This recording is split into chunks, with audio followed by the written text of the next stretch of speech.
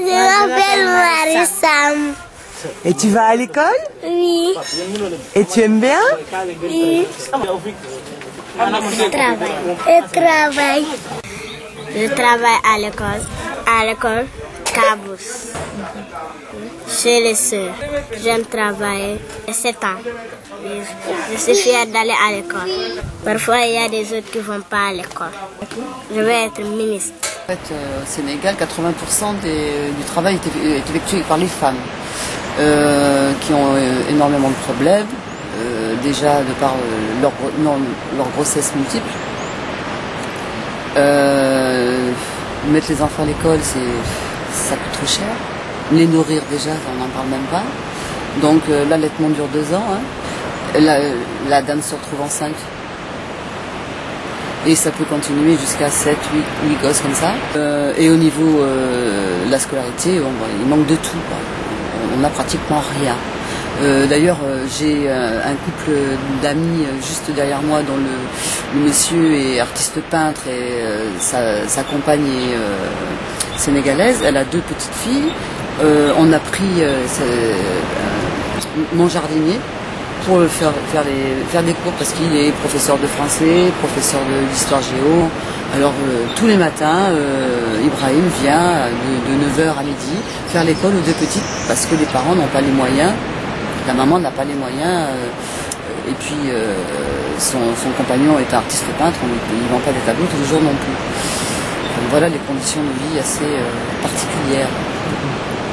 Sinon, beau pays où nous vivons des cultures, hein, des fruits, de la nature, de la pêche, et puis le soleil qui nous donne le sourire tous les jours, ce qui est quand même très important pour le moral.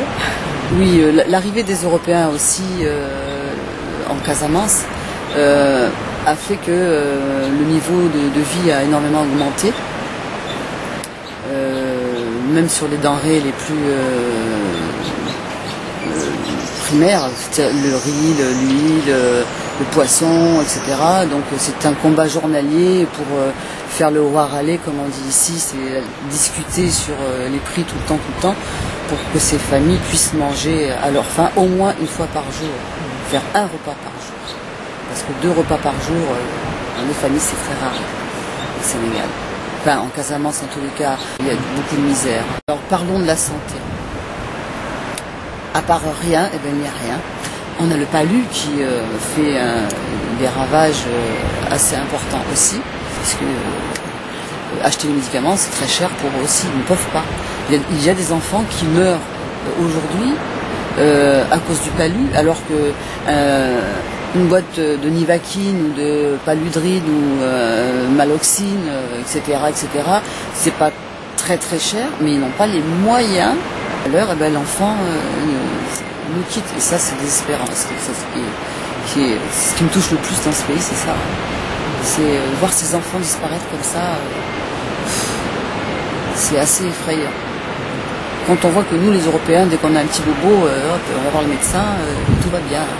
Ici en Casamance, à savoir, le premier médecin vraiment valable à mes yeux, il est à 65 km, donc vous voyez, si vous avez quelque chose de très grave, vous avez le temps avant d'avoir des secours déjà, vous avez le temps de mourir plusieurs fois.